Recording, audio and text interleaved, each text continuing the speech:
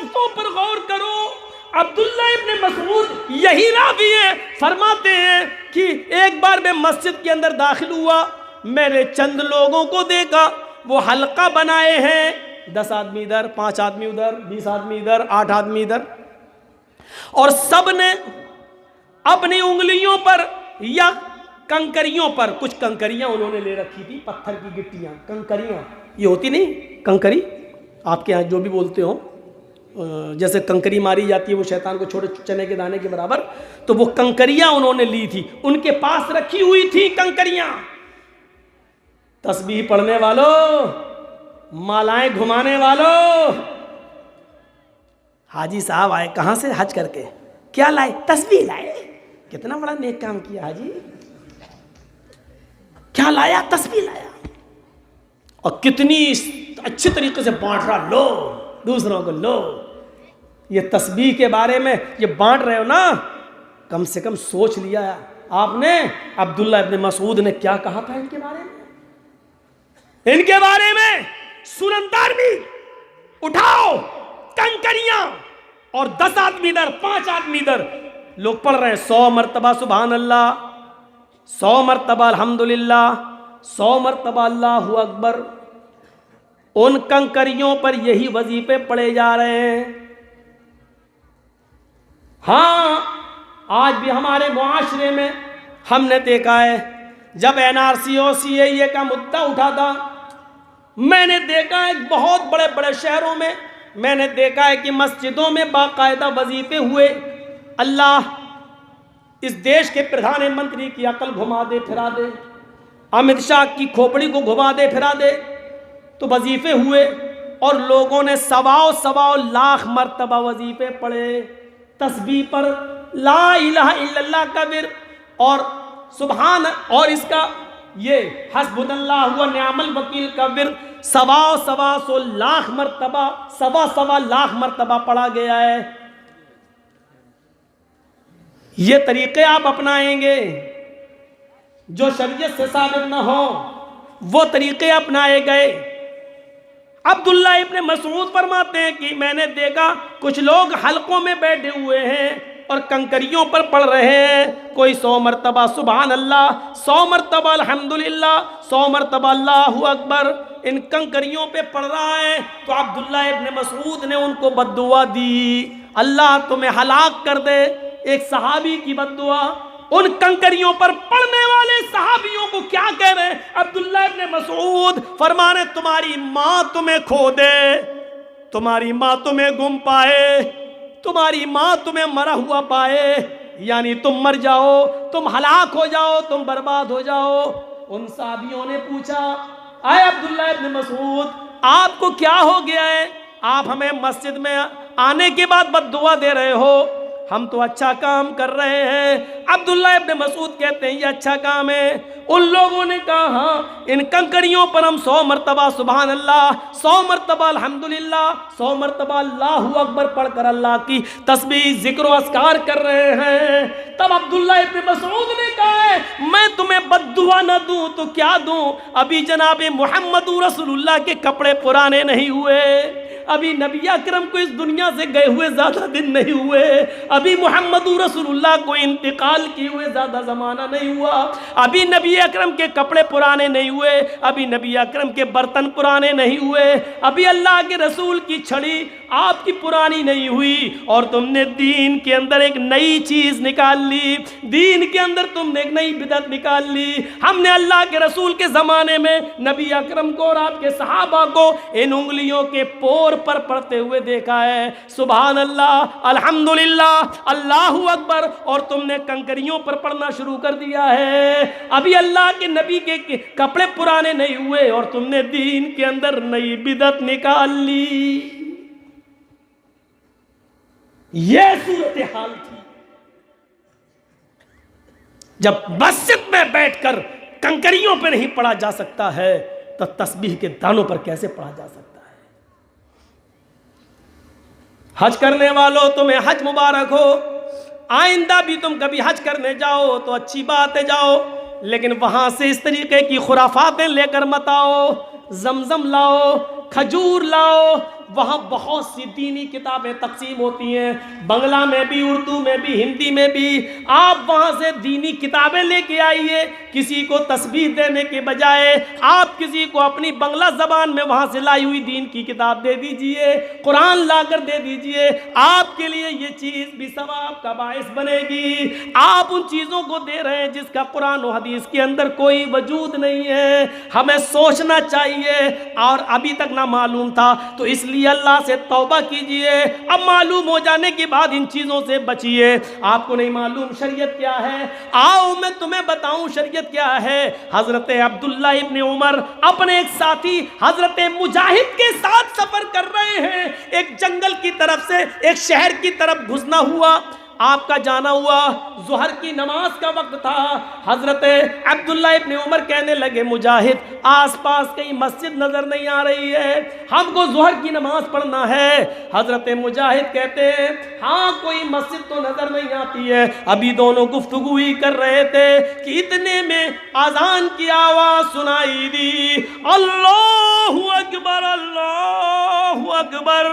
حضرت مجاہد کہتے ہیں اے عبداللہ ابن عمر تمہیں کہیں اللہ کا نام پکارا، کوئی اللہ کا نام پکار رہا ہے کیا؟ تمہیں آواز لگ رہی ہے؟ حضرت عبداللہ ابن عمر نے کان لگایا، فرماتے ہاں آس پاس ہی کہیں مسجد ہے، اذان کی آواز آ رہی ہے، چلو چلو جلدی اس مسجد کی طرف چلتے ہیں.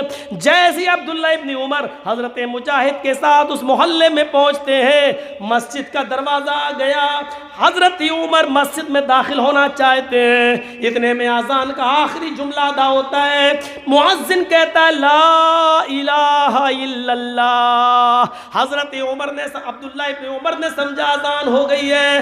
اب مسجد کے اندر داخل ہوتے ہیں، اتنے میں مؤذن جس نے اذان دی، اذان دینے کے بعد اس نے ایک لفظ ایک جملہ اپنی طرف سے ادا کر دیا، الصلاۃ الجامعہ الصلاۃ الجامعہ. لوگو جلدی آؤ، مسجد میں جلدی آؤ، نماز کھڑی ہونے والی ہے، نماز کھڑی ہونے والی ہے. دیکھیے کوئی برا جملہ نہیں کہا، اس نے نمازی کے لیے بلایا، اس نے صرف یہ کہا لوگو جلدی آؤ مسجد میں جماعت کھڑی ہونے والی ہے. عبداللہ ابن عمر نے مسجد میں قدم رکھ دیا تھا. حضرت مجاہد سے کہتے ہیں مجاہد میرا ہاتھ پکڑو، مجاہد مجھے گشی آ رہی ہے، مجاہد مجھے چکر آ رہے ہیں، میں گر جاؤں گا. مجاہد کہتے کیا ہوا؟ حضرت عبداللہ ابن عمر کہتے ہیں مجاہد مجھے یہاں سے نکالو، اس مسجد میں نماز نہیں پڑھوں گا، یہ بدعتیوں کی مسجد ہے، یہ بدعتیوں کی مسجد ہے، اس مسجد سے مجھے نکالو. میں نے اللہ کے نبی کے زمانے میں صرف اذان اتنی سنی، لا الہ الا اللہ، اذان کا مطلب ہی ہوتا ہے نماز کے لیے آؤ، لیکن اس نے اپنی طرف سے الصلاۃ الجامعہ کہہ دیا کہ جلدی آؤ نماز کھڑی ہونے والی ہے. اپنی طرف سے کہہ کر اس نے لوگوں کو بلایا. یہ نئی چیز اس نے ایجاد کر دی ہے، بدعتیوں کی مسجد ہے. اے مجاہد مجھے اس مسجد سے نکالو، اس مسجد میں میری نماز نہیں ہوگی. سوچئے اتنا سا جملہ بڑھ گیا تو مسجد میں نماز نہیں پڑھی. باہر نکلے، اپنی پگڑی اتاری، اسی کو چادر بنا لیا، اسی کو زمین پہ بچھا لیا اور بغیر ٹوپی کے نماز پڑھ لی، بغیر امامے کے نماز پڑھ لی. کیونکہ ٹوپی لگانا نہ فرض ہے، نہ واجب ہے، نہ کوئی زیادہ ثواب کا حامل ہے. اس لیے انہوں نے سوچا زمین پر بچھا لو.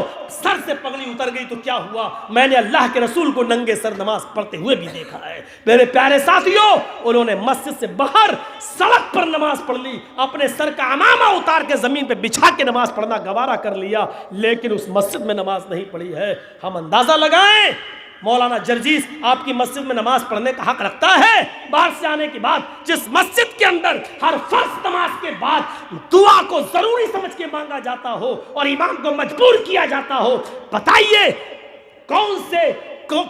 کس خیال سے مسجد میں داخل ہوا جائے اور کون سا ارادہ لے کر مسجد میں جایا جائے؟ جہاں قبرستان کے اندر ہاتھ اٹھا کر میت مرنے کے بعد، دفنانے کے بعد ہاتھ اٹھا کر دعا مانگنے کو جنازے کا ایک حصہ تصور کیا جاتا ہو، میرے بھائیوں کون سا چہرہ لے کر اور کون سا ارادہ لے کر آپ کے ہاں آیا جائے؟ 20 18-20 سال کا عرصہ ایک لمبا عرصہ ہوتا ہے، لیکن وہی گھسی پٹی باتیں اور وہی چیزیں چلی آ رہی ہیں۔ آج یہ چیز تو آپ نے ضروری سمجھ لی، میں نے مان لیا، چلیے نہیں بدل رہے ہو آپ کی مرضی، لیکن جو چیز سنت ہے اس کو تو آپ نے کیا ہی نہیں۔ مردے کو قبرستان میں جب دفن کرنے کے لیے جاتے ہیں اور جب اس کو لٹاتے ہیں تو آپ کیسے لٹاتے ہو؟ چت لٹاتے ہیں نا، سر ادھر رہتا ہے، مان لیجئے سر ادھر ہے، پیر ادھر ہے، تو ایسی تو لٹاتے ہو نا۔ مجھے دکھائیے آپ کہاں ہے، آپ کے علاقے کے کسی مولوی نے آپ کو بتایا ہے؟ جبکہ سنت یہ ہے کہ میت کو جب آپ قبر کے اندر لٹائیں گے تو اس کو داہنی کروٹ سے لٹائیں گے۔ ہم لٹاتے تو چت ہیں اور منہ اس کو ایسا کر دیتے ہیں، ایسا کر، یہ اور تکلیف دہ چیز ہے۔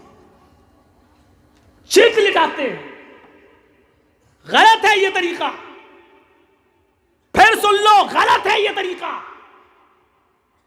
نہیں سمجھ میں آیا ہے تو ڈنکے کی چوٹ پہ کہتا ہوں، میت کو قبر میں اتارنا اور چت لٹانا غلط ہے طریقہ۔ کل تک رہوں گا، شام تک رہوں گا انشاءاللہ، کسی کو اس کی دلیل ملے تو ہمیں بھی دکھا دینا۔ علم ایک سمندر ہے، ہو سکتا ہے کہ میرے پاس علم نہ ہو، آپ کے پاس کوئی دلیل ہو، آپ ہمیں دے دیں، اور نہیں تو میرے پاس دلیل ہے۔ میت کو داہنی کروٹ سے لٹایا جائے گا، ایسے ایسے، اور اس کا یہ حصہ جو ہے کمر، اس کو آپ دیوار سے چپکائیں گے، کیونکہ جب داہنی کروٹ سے آپ لٹائیں گے تو وہ ٹک نہیں پائے گا، ٹک نہیں پائے گا۔ آپ کو مٹی کے 2-3 ڈھیلے اس کے پیچھے رکھنا پڑیں گے تاکہ وہ ٹک جائے، اور ایسا نہیں کر سکتے ہو تو اس والی دیوار سے جو قبر کھدی ہوئی ہے اس کو آپ اس دیوار سے چپکا دیجئے اور اس کو پورا کا پورا داہنی کروٹ سے لٹائیے، اس کے بعد پٹرے رکھ کے آپ اس کے بعد مٹی دیں۔ یہ طریقہ سنت ہے، یہ طریقہ شریعت سے ثابت ہے، لیکن آپ نہیں کریں گے۔ جو ثابت ہے وہ نہیں کریں گے، اور جو ثابت نہیں ہے اس کو کرنے پر آپ اپنے امام کو اور اپنے عالم کو مجبور کریں گے۔ کیوں؟ میرے باپ دادا جو کرتے چلے آئے ہیں وہی ہم کریں گے، ہم میں اور دوسروں میں کیا فرق رہ گیا؟ میت کو قبرستان میں چت نہیں لٹایا جائے گا، قبر میں اتارتے وقت اس کو داہنی کروٹ سے، اور سنیے اس کی چارپائی کو سامنے نہیں رکھا جائے گا قبر کے، اس کی چارپائی کو میت کے پائیں تاپے پر قبر کے اس سائڈ میں رکھا جائے گا، اور جب اس میت کو لایا جائے گا لوگ اٹھائیں گے تو اس کو تاپے کی طرف سے، پیر کی طرف سے لائیں گے، اور اس طریقے سے، جیسے یہ قبر کھدی ہوئی ہے، یہ قبر کھدی ہوئی ہے، آپ اس کو ایسے لائیں گے، ایسے، اور پھر اس کا سر یہاں کریں گے اور پیر اس کے یہاں کریں گے، اور یہاں سے لائیں گے، اس کو سامنے سے نہیں لایا جائے گا۔ سنیے طریقہ، یا تو اٹھایا اور دے دیا، لے اتار لیجئے، نہیں، میت کو اس طرف رکھیں گے اور وہاں سے اس کی باڈی کو اٹھا کر ایسے لایا جائے گا، اس کا سر ادھر ہوگا، پیر ادھر ہوں گے، اور اس طریقے سے لایا جائے گا، اس طریقے سے، اور یہاں سر اور یہاں پیر رکھا جائے گا، اور اس کے بعد اس کو داہنی رائٹ سائڈ داہنی کروٹ سے اس کو لٹا کر دیوار سے چپکا کر پٹرے رکھ کر مٹی دی جائے گی۔ یہ ہے طریقہ۔ اب کل جانتے ہو چائے کی ہوٹلوں پہ باتیں ہوں گی، یہ مولوی ایک اور فتنہ کھڑا کر رہا ہے، یہ نیا آ گیا ہے، نئی بات بتا گیا۔ آج تک کسی کو، ابھی تک تو چتی لٹاتے آئے ہیں۔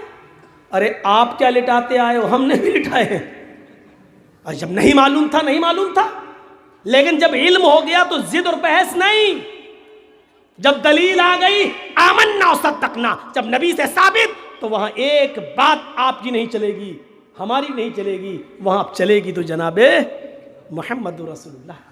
یہی تو شریعت ہے، یہی تو شریعت ہے۔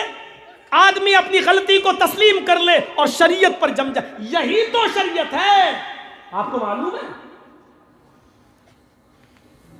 حضرت امیر معاویہ خانہ کعبہ کا جب طواف کرتے تھے تو خانہ کعبہ کا طواف کرتے ہوئے چاروں کونوں کو چھوتے تھے. چاروں کعبے کے 4 کونے ہیں نا, چاروں کونوں کو چھوتے تھے. جبکہ حکم کیا ہے؟ حکم کیا ہے؟ آپ پہلا چکر جو لگائیں گے وہ حجر اسود جہاں ہے وہاں سے آپ شروع کریں گے, اس کونے سے, اور وہاں سے چکر لگاتے ہوئے آپ آئیں گے رکن یمانی کو چھوئیں گے. آپ یہ ایسے اگر چھو سکتے ہیں آرام سے تو چھو لیجئے, اس کو آپ چھوئیں گے, اور رکن یمانی اس کے بعد جو کونا آئے گا وہ حجر اسود کا ہوگا. یہاں سے یہاں تک آپ یہ دعا پڑھیں گے, ربنا آتنا فی الدنیا حسنۃ وفی الآخرۃ حسنۃ وقنا عذاب النار. یہ دعا زور سے پڑھیں گے آپ, رکن یمانی چھوئیں گے اور وہاں سے یہ دعا پڑھتے ہوئے زور سے, ربنا آتنا فی الدنیا حسنۃ وفی الآخرۃ حسنۃ